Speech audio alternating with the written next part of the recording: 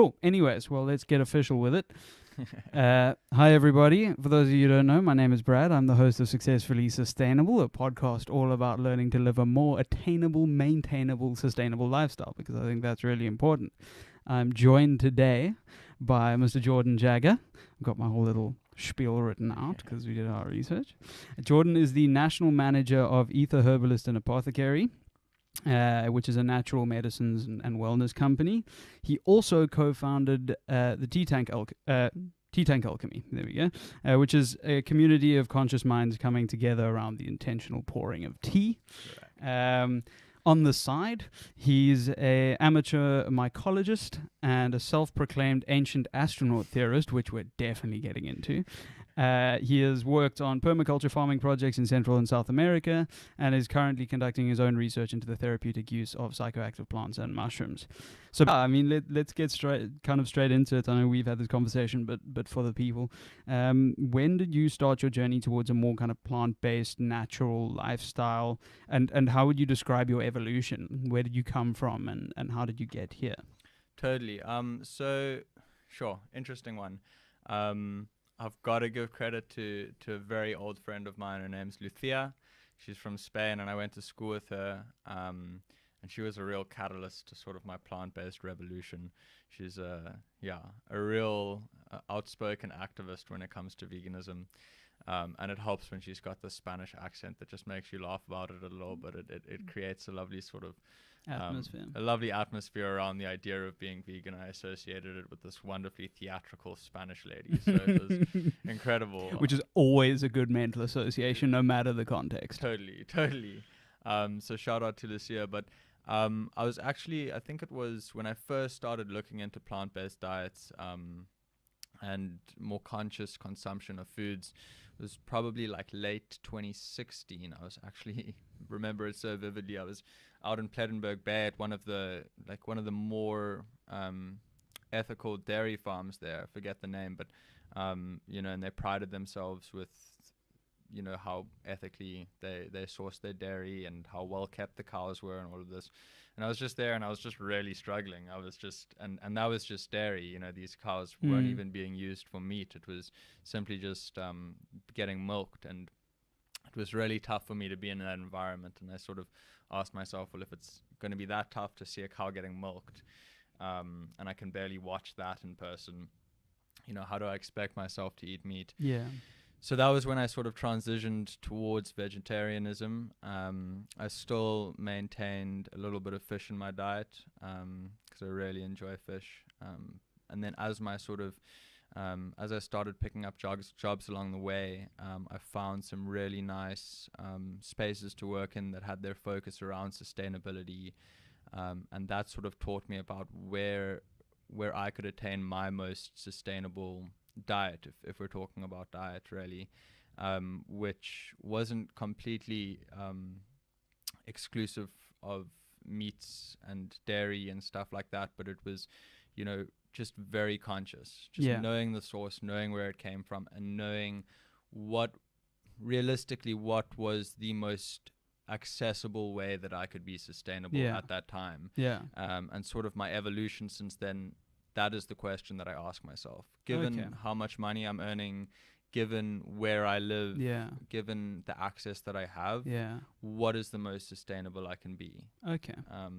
And I mean, a lot of my decisions are based on very personal opinions, but I'm not too dogmatic in any way. I think a very large part of the way that I consume is also the sort of emotional relationship I have with food. If I'm really, really craving, and my family's from Lebanon, and we'll get together and have a really beautiful traditional feast, where my mom and my aunties will be like cooking up the most incredible food, and a lot of it is meat based. Now I'm not going to go and devour lots of raw lamb, which is one of the dishes, but like there is something very very comforting and beautiful about just having a little bit of that. It's like this wonderful sort of connection with the ancestry and my culture and stuff like that.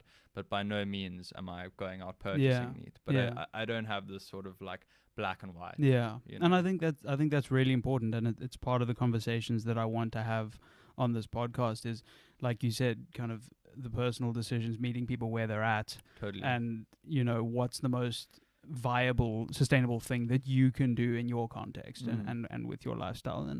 And I'm also kind of, not for exactly the same reason, but not as dogmatic. I'm also vegetarian, but food waste is worse than eating meat. So if there's going to be meat wasted a little bit, then I'll eat it because it's worse for it to be wasted. Exactly. So it kind of goes back to and regular listeners of the podcast will, like, it's all about the context and understanding that. So are there any principles or mantras that you've held dear that have helped you kind of stay on track, that have helped be a motivator? If not, then just say no and we'll move on.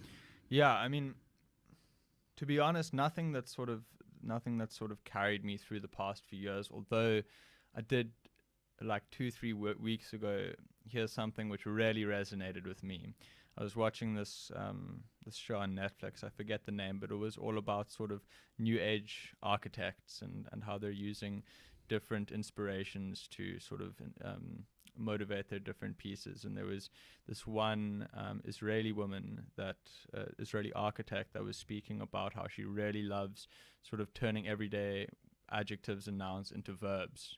And she's like addicted to the idea of using verbs. And so she used the term Mother Nature, but instead of it being a concept of this being of Mother Nature being separate to us, she was saying that when she thinks of Mother Nature, she turns it into a verb. So she's talking about mothering nature, which I thought was really cool. That's sick. Yeah, that's really cool. And like probably super profound. People are probably like, this guy knows exactly what he's speaking about. No, I just heard it, and it like hit it was me. Somebody else's thing, but it did. It's like, it also helps us sort of reconnect with us being a part of nature. Yeah, we're one of the very few creatures that sort of separate ourselves from nature. It's like nature is this other thing. It's like us, and then there's animals and plants, and that's nature. It's like we're very much... We're animals too. Exactly. We sometimes can forget it. Yeah. Okay, let's get into your kind of more recent work with Ether.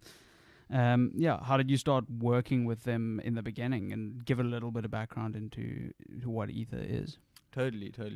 So it actually ties into that sort of the real genesis of my work with Ether, ties closely back into what we were just speaking about, which is that sort of spectrum and growth and meeting myself where I was at the time, and not sort of being scared to disagree with my past opinions or plans and stuff like that. So I was originally when I left school, I went over to South America because I thought I wanted to be a permaculture farmer. I thought I wanted to come back home and set up my farm in Nature's Valley, sort of live off the grid. And that was going to be sort of the fundamentally the most perfect way that I could reach sustainable enlightenment. And then while I was traveling, I really enjoyed it. I had a great time. But when I came back, I realized, well, like there's very few people that really have the luxury of being able to decide to move out of the city. And I think that, it was more important for me to bring sustainability into the city rather than taking sustainability away from the city. And like as far as population's concerned, there's a lot more people that can be affected by the sort of knowledge of, like you don't have to like pack your bags and quit your job at the law firm and trek out, to the middle of nowhere to lead a sustainable life. There's different ways in which you can incorporate sustainability into your and connection with nature back into your life in the city. I'm a self-proclaimed, Cullen and Ricky, the owners of Ether, they'll laugh every time I say it, but I love the city. I'm a city rat. Like I love waking up to the smell of piss in the morning, the sound of ambulances. It's like I love it. I love being in that hustle and bustle. It's really something that brings me joy, and like I don't want to feel guilty for it. I want to be able to be like, cool, it's great that I can enjoy that. Let me use that very strange enjoyment of those things and bring sustainability integrated for myself, and also show people that you don't need a big garden to have a food farm and food forest in your garden or on your property. You don't need space to have a composting bin. You don't need access to amazing transport to transport all your recycling. You don't have to build a recycling depot at home. You know, it's like there's very accessible ways to and very affordable ways to incorporate sustainability into, you know, a townhouse, into an apartment even.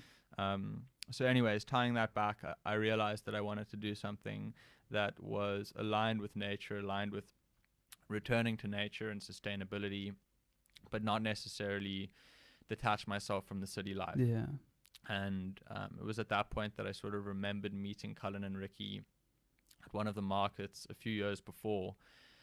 And so I called them up and I was just trying my luck, and they were like, perfect timing, you know, we're really looking for someone down in Cape Town, and, you know, we're really not concerned too much with degrees and stuff like that. We're concerned with, you know, experience and the type of person and passion that you have. And, you know, we really connected and we're seeing eye to eye, and the journey's sort of taken off from there. I've been able to spend the last year and a half studying in depth the world of mushrooms and herbal medicines.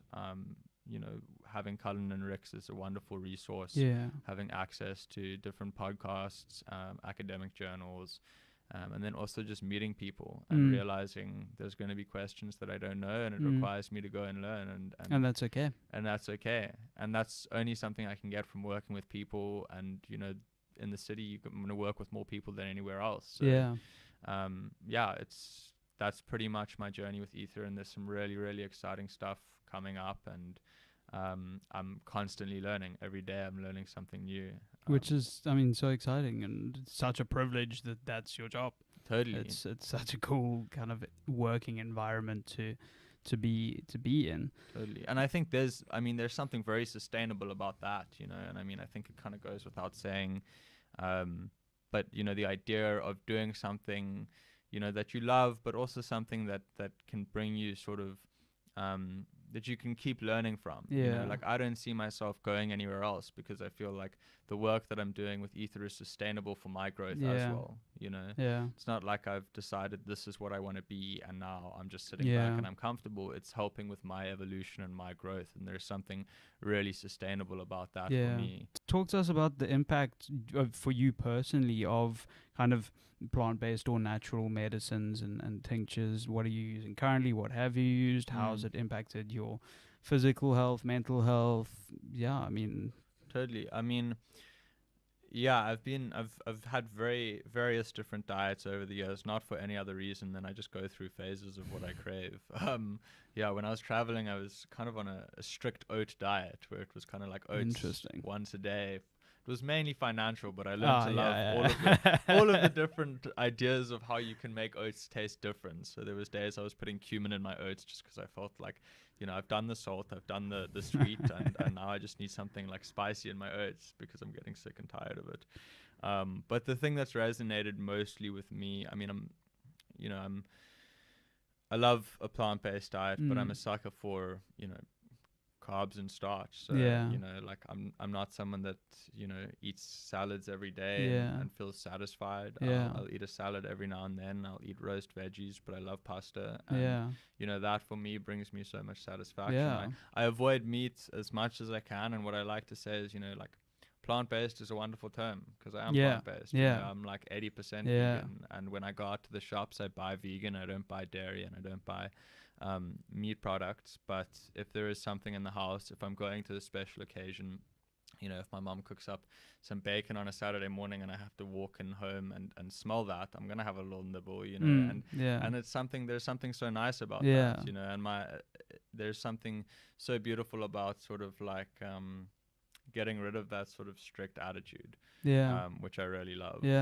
But that's basically been my diet mostly. I mean, the herbal medicines, especially working with Ether and having access to such incredible product placement, having access to such incredible medicines. I mean, I've truly resonated with the mushrooms more than anything. It's a small part of our range, but definitely our most popular area. Tell the people what are these two? I mean, grab them and talk to the camera. I mean, I've brought across our two products here. These are two of our three best sellers.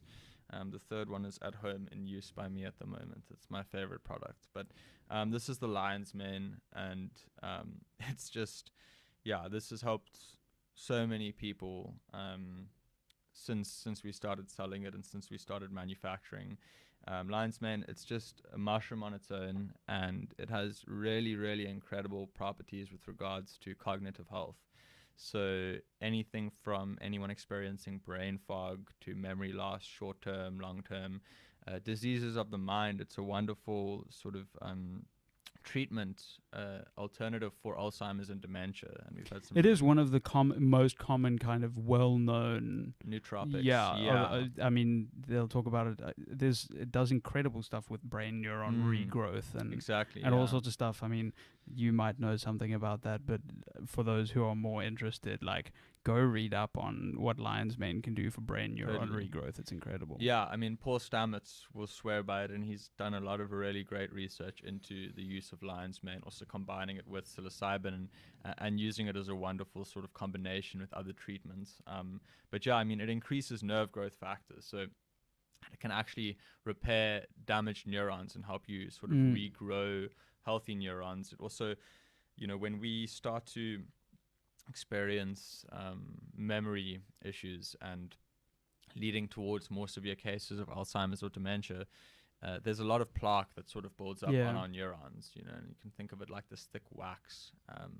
And there's proteins in lion's mane which actually dissolve this plaque and then help lubricate the neurons so that your synapses can fire again. And I mean, we've just had incredible results. And that's for people, with actual diseases of the mind. And then if you sort of switch it back down a little bit to everyday use for someone that, just like if you smoke a little bit of, I like to use the word cannabis because it makes me sound a lot more formal than marijuana.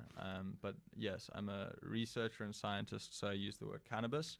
And if you're a regular smoker of the cannabis, you often struggle to dream. I know a lot of friends that smoke consistently, and they haven't dreamt in a while. And I could go on a tangent about the importance of sleep and dreaming, but I'll leave it there and just say that lion's mane's a wonderful tool if you don't want to stop indulging in your cannabis to help sort of regain your dreams. Also a wonderful alternative for anyone on Ritalin or Concerta, that want an amphetamine alternative. Interesting. Because amphetamines, if you can avoid them. Yeah. Although, with that being said, Hamilton Morris, got to give a shout out to my boy Hamilton. He's the journalist behind Hamilton's Pharmacopoeia on Vice. I'm sure most of you have seen some of his stuff, and something I really love about him is that he speaks about there's no such thing as a good or a bad drug. And that's really important, and I'm sure we'll get onto it a bit later about the sort of perception of herbal medicines. Like, I'm not going to say that pharmaceuticals are a terrible thing. The pharmaceutical industry is another thing, but pharmaceuticals themselves, I think, are fantastic feats of engineering and science. But I mean, amphetamines as well. If you can avoid them, then definitely do. That's lion's mane. Reishi is sort of our mother Show mushroom. the camera. Product placement. Reishi, ether herbalist, and apothecary. That's the thumbnail. Reishi is sort of our mother mushroom. If I had to recommend anything to anyone before they told me they had any issues, they're not coming and asking for anything specific. They're just like, listen, what can you give me? That'll be good for me. I've got no, presenting issues. Just this is I just need something. Reishi is the one. It's an incredible immune booster. I've been taking it for the last year and a half. I had my sister come down from the States to visit when I was still staying at my mom's place, and she got COVID, bless her soul. And we were all sort of isolating in the same house together. And me, my mom, and my youngest sister had been taking reishi for a year. And we were all sort of isolating together, but no masks. We were just like, hey, she's only here for 3 weeks. We may as well just get sick together and spend time together. So we were fully exposed. There's no ways that we didn't come into contact with COVID. And we all went for our antibody tests afterwards. None of us had a single antibody. Wow.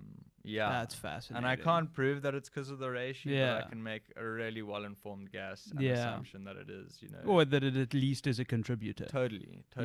And the interesting thing about antibodies, which I think would be, nice to mention, is that your body only actually makes antibodies as a last resort if it cannot fight off the virus by itself. So, if you don't have antibodies, it doesn't mean you haven't come into contact with the virus. It just means that your T cells and your K cells, they are able to fight off that virus before your body has to inevitably produce antibodies as this last resort. So it's not that we hadn't come in contact with the virus. It's impossible that we hadn't. We're eating together, but it's just, if your immune system's intact, there's a few layers before you get to antibodies that can very efficiently fight off pathogens and viruses. So that's reishi. I think bulletproof immune system. It's also a wonderful adaptogen. It helps with sleep. It helps balance all of our hormones. So interesting. Can help with stress as well and stuff like that. Just keeping our body in a really good state of balance. So those are two of my favorite products. Yeah, I mean, we kind of mentioned it, kind of the misconceptions around these kind of medicines, and I feel a lot of people are skeptical about having these conversations and looking into these substances, but I think, and I mean, to a degree, that's probably because of lack of regulation and no one understands it, and unregulated substances that can affect your body are never particularly a good idea, or at least hard to understand. But I think also just a massive lack of information and context and education around these substances, because they've been demonized by or not demonized, but just kind of set to the wayside in ultimate favor of Western medicines. Is maybe a way of putting it. Like, what do you understand the skepticism? Do you think there's a degree of validity to it? And I mean, what do you think those major misconceptions are?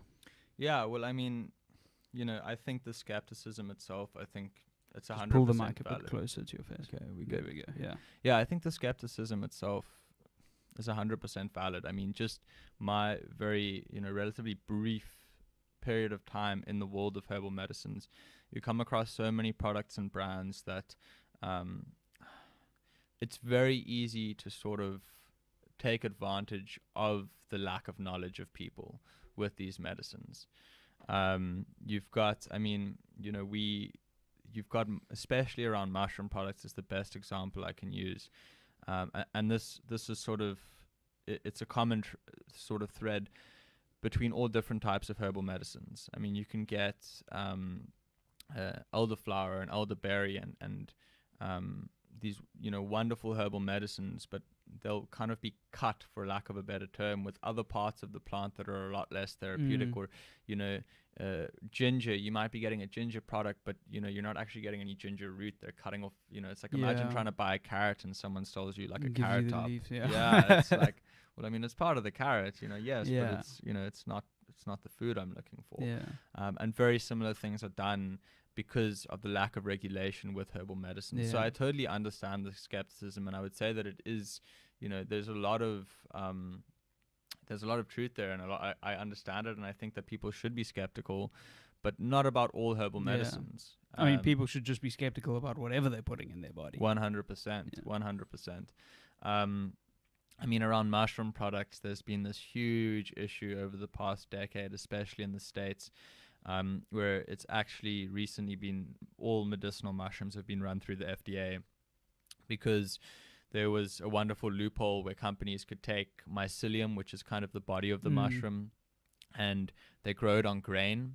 And when you grow it on grain, it creates a thin layer of fungus or mycelium around each part of the grain. So let's say, for instance, we're using corn. You've got this really thin layer of mycelium, around the circumference of the corn.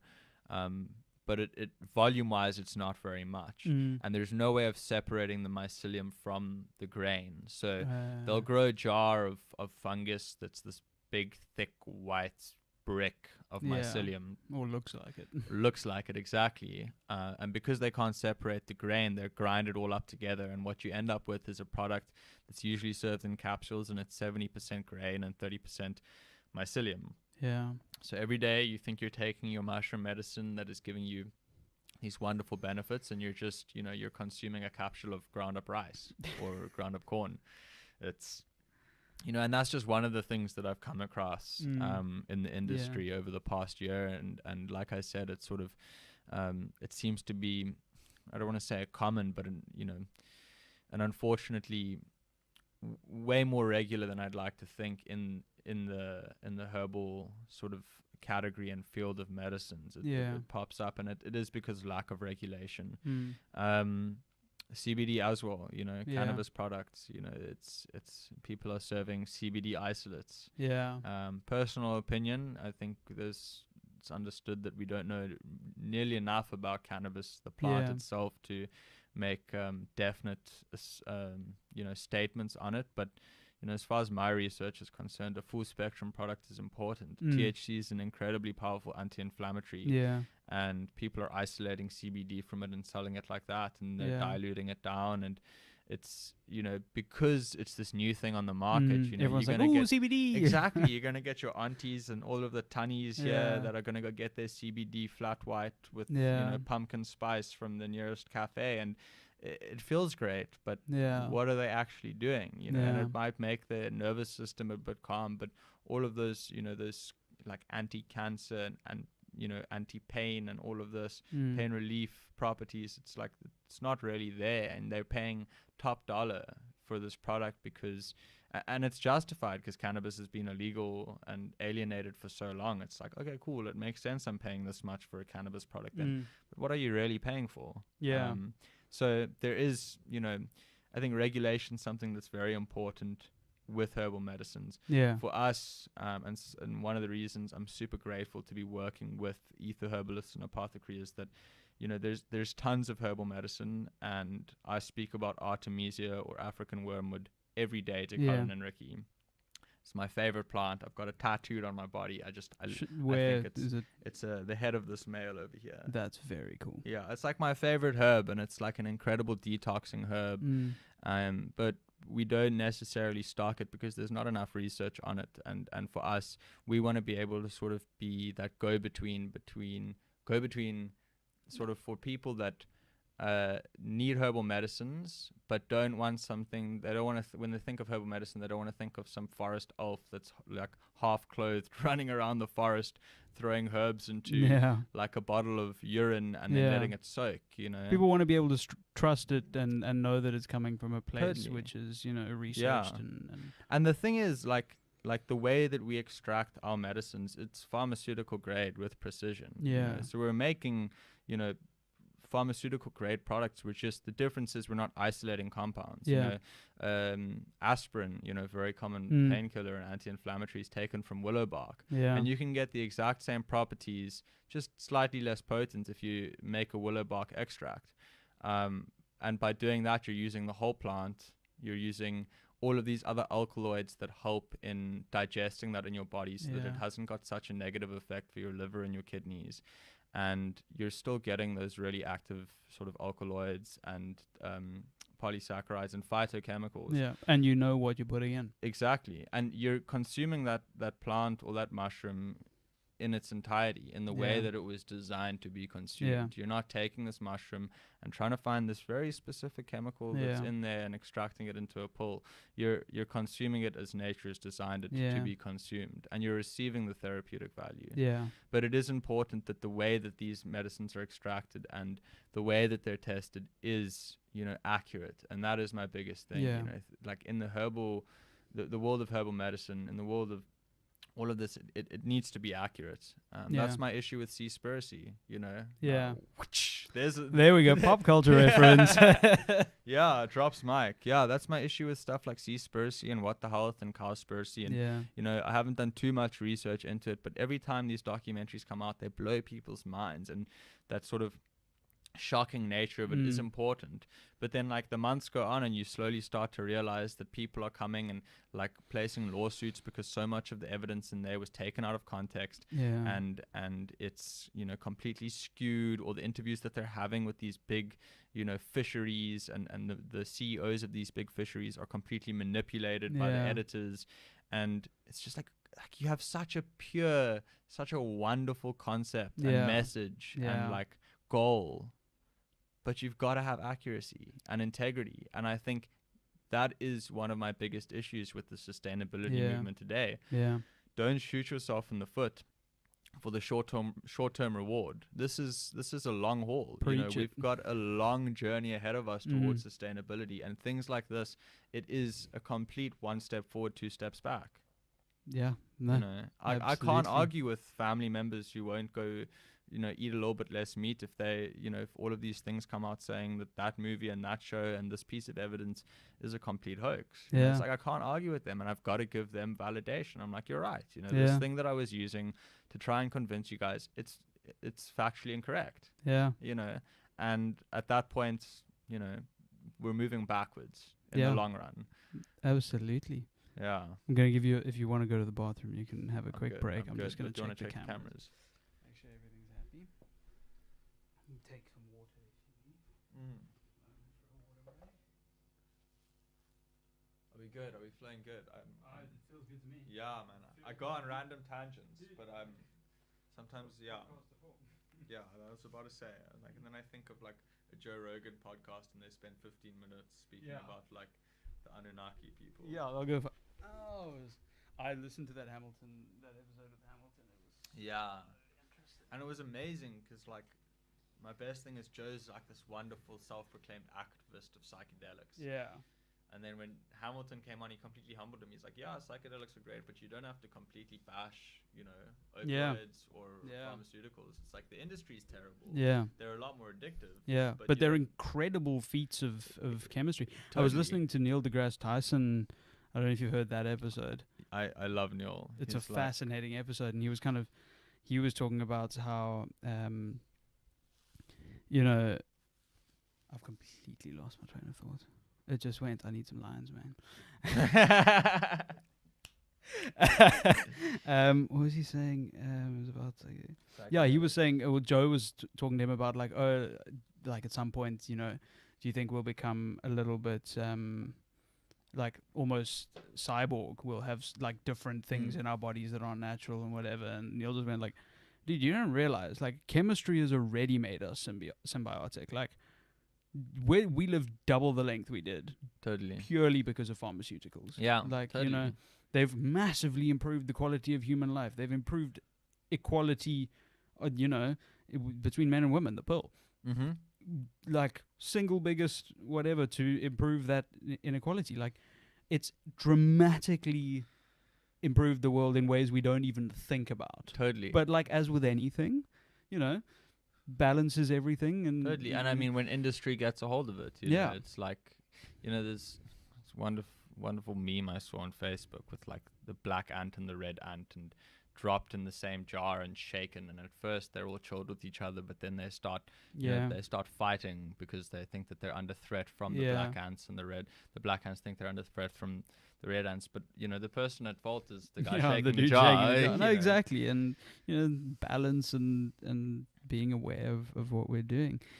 Yeah, I think it was mainly around just wanting to touch on the idea of sustainability in general, and how like it's very easy for us to link sustainability with reducing plastic use and lowering our meat consumption. But what I love about the concept of a podcast and just the wording is how you can achieve the most attainable level of sustainability in your life. And that attainability for me is so important, and I know I mentioned it at the beginning of the podcast, but if for me, I think that I personally, and maybe this is very controversial, but ideally the most sustainable diet for me, if I had all the money in the world, which I don't, would be a 0 kilometer diet, making sure that the food that I consume comes within a very small radius of where I live. Yeah.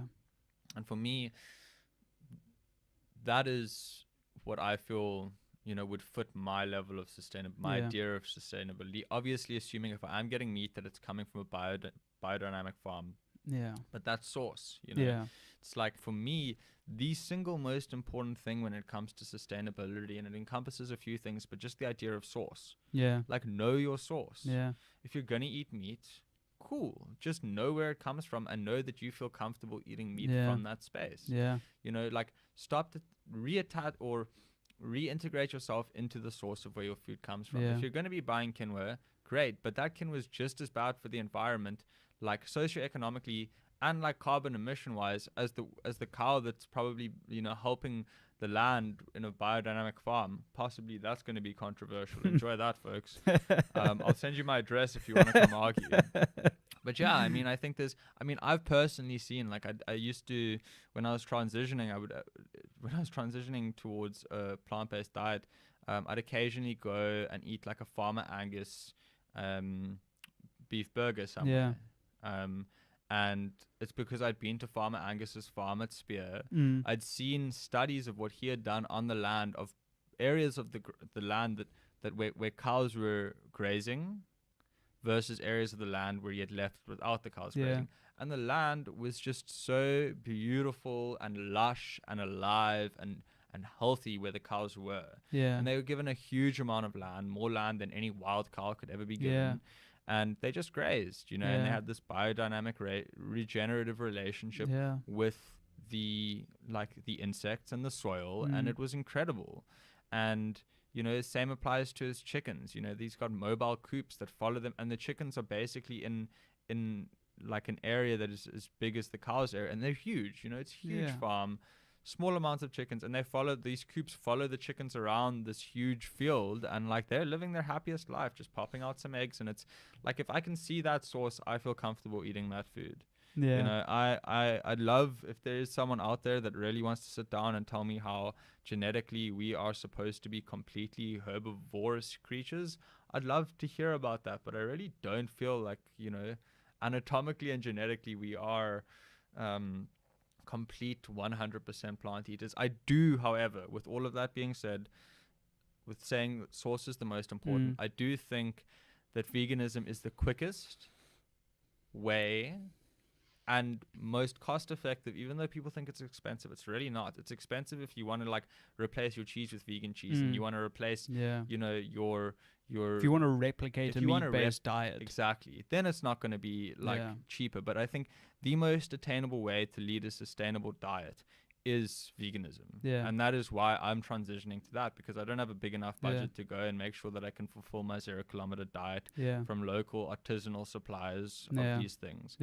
But if you do have the money and you're buying beef from a really reputable regenerative biodynamic farm, good on you. You know, but that it's all of the factors that come into play when we talk about sustainability. It's like, what is attainable for you socioeconomically, financially, you know, culturally. I think culturally is a huge one that we miss a lot. You know? It's all understanding and context. And it's so funny. It's like we evolved eating meat. It's like, if you evolve doing anything, like just the concept of evolution is change. You know, it's change and growth over time. Maybe we don't need that much meat anymore. Maybe we don't need meat at all anymore. And I think, you know, the amount of people that have a plant-based diet are wonderful advocates for this. You know, I think, you know, it's not to say I feel like one is necessarily 10 times or significantly healthier than the other. Personally, how it resonates with my body is that it is. I do feel healthier. I do feel like stronger and more energized on a plant-based diet. And I feel like I can lead this plant-based diet sustainably through the rest of my life.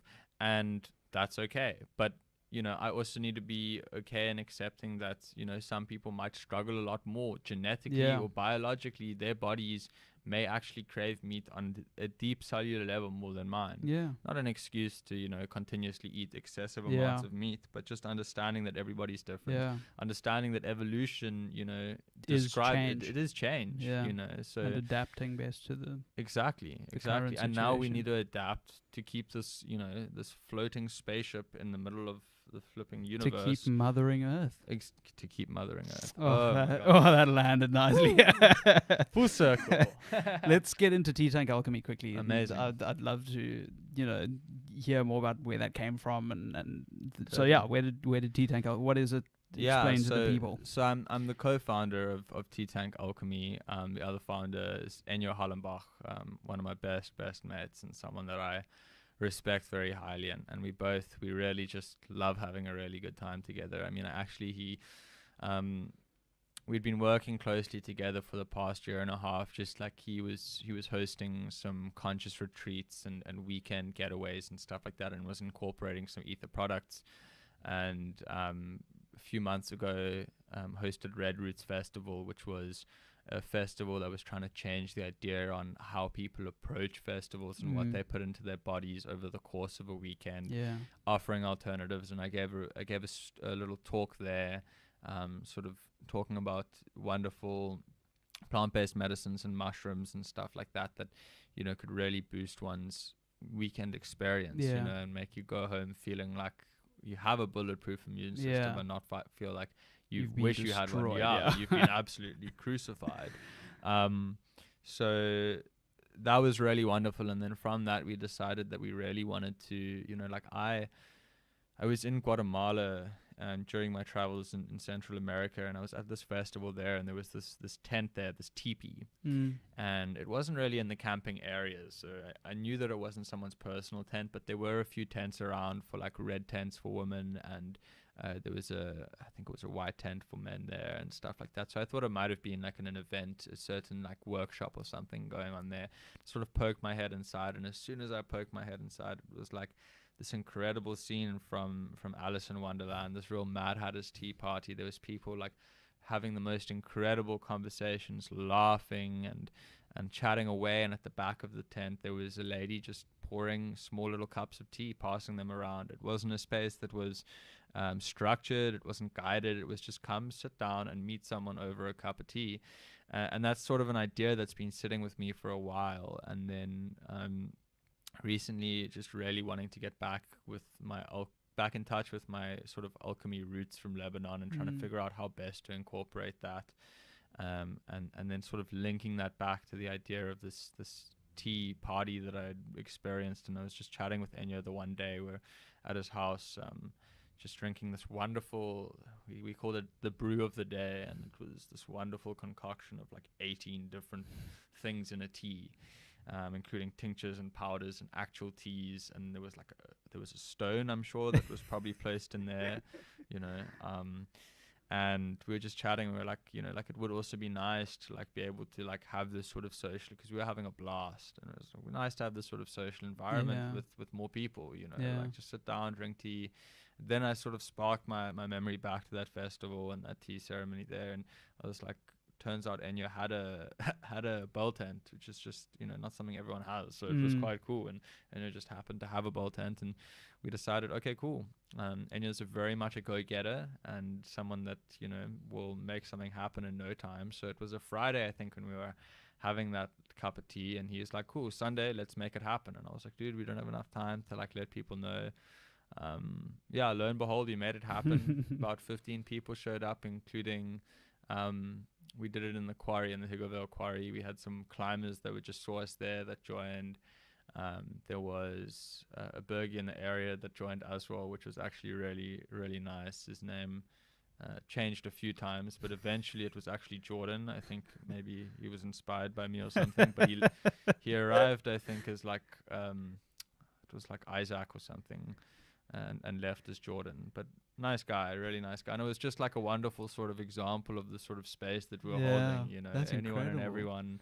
And since then we've done 2 different ceremonies, and it's wonderful. Like my favorite part about it is, we just hold the space and we pour tea for 3 hours, and it might be shameful, it might be embarrassing. I think in order to sort of move through things, in order to be having the conversations that we need to be having as a society, you need to approach things with bravery and like courage, and by that you need to be able to like accept that you're wrong all the time, like all the time. And only by doing that can you really construct a viewpoint that is accurate, I think. If you're able to criticize everything, then I'm by nature I love science, and I love the scientific method, and I think the reason I love the scientific method is that like you're trying to prove things wrong the whole time. You're trying to. So if you're trying to prove your own assumption wrong, that's the fundamental principle of the scientific method. Exactly, and I think there's something so beautiful about that. That sort of self-criticism and really understanding something because that it doesn't not want to work like that. It really wants to happen, and not creating an opinion based on making something work, but understanding that it works. And I mean, reference to Neil deGrasse Tyson again, Shout out Neil. talking about kind of truths and what truths are.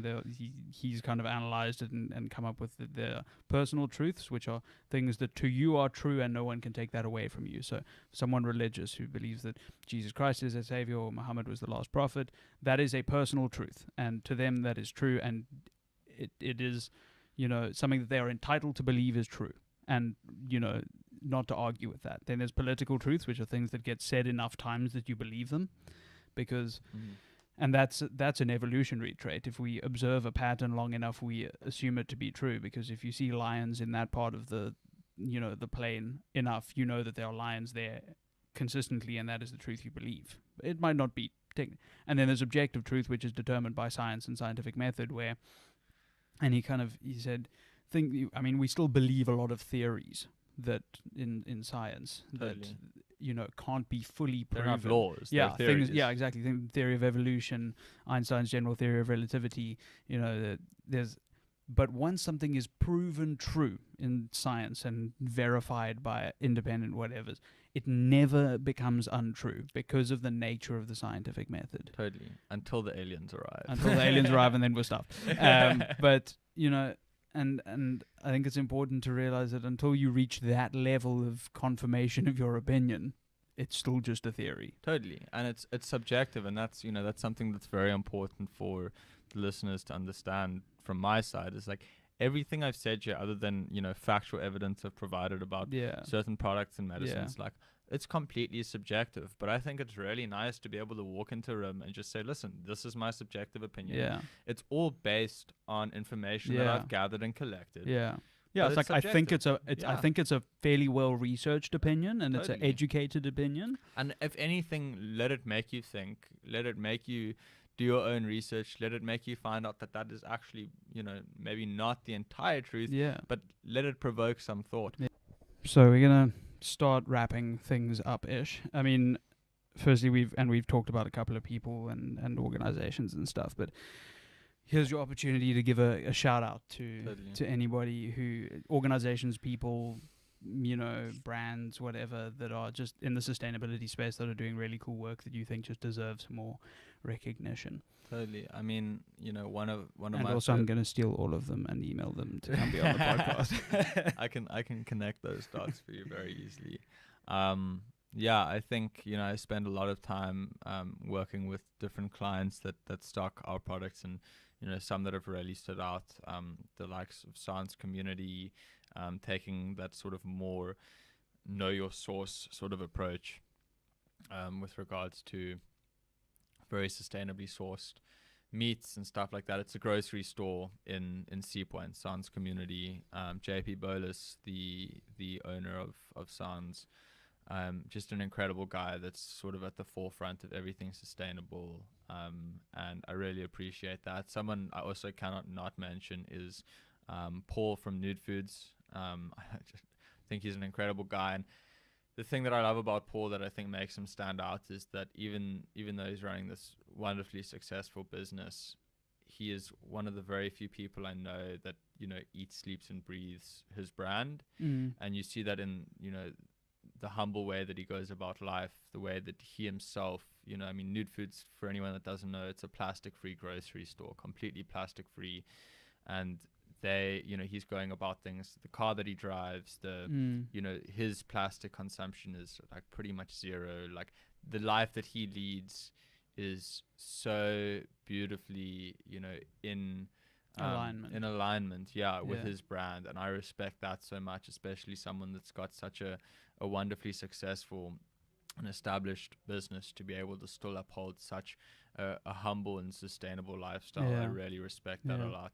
Those are two of the bigger brands that I've just, I've grown up around and really, really appreciate and respect.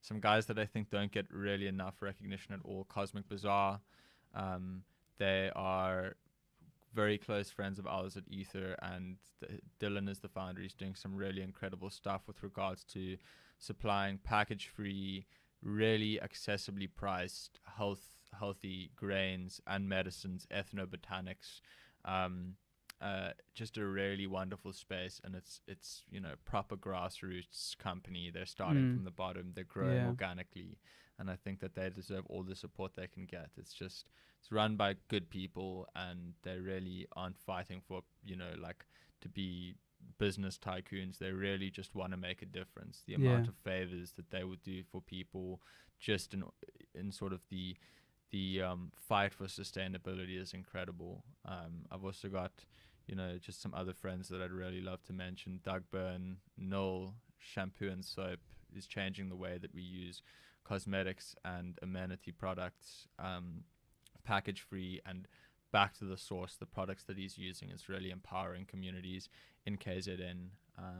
Good friend of mine, Oliver Kopp, the manager of Hanneman Co. Bread, also a really wonderful initiative with sustainability at its forefront. So those are some of my favorite oat milk. Shout out to you guys, because best oat milk in the world, and that is a wonderful example of taking sustainability to the next level. Oat milk was the next best thing, but it required Tetra packaging, which is like it's shocking, and there's not many ways you can get around that.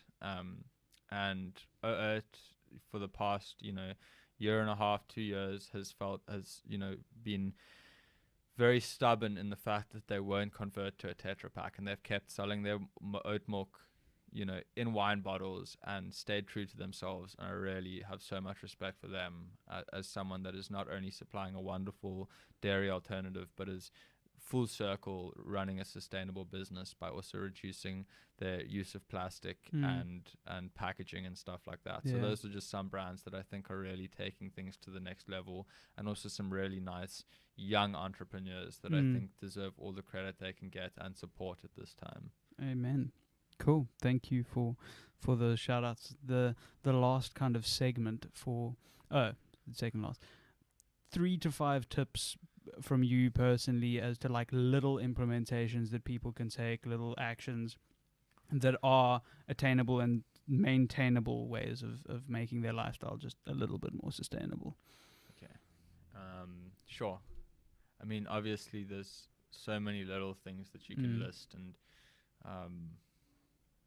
if it does become part of a lifestyle, sometimes you forget exactly what you're doing that it's taking.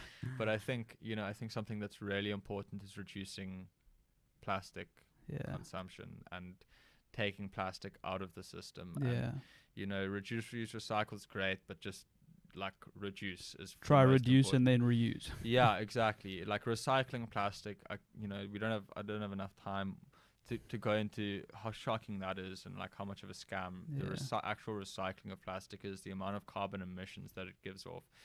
We need to stop putting plastic into the system. We need to take it out of circulation completely. Obviously, this is a process. This is something that takes time. So the least that you can do is reduce your plastic intake, whether it's, Pick n Pay are doing great things now. There's certain segments of some Pick n Pays where you can do package-free shopping. That's great. Nude Foods is obviously a wonderful space to get everything plastic-free. And if you are going to be reusing your plastic, do things like eco-bricking and just reusing Tupperwares and plastic packets and stuff like that. But try your best to cut plastic completely out of your life, at least single-use plastics.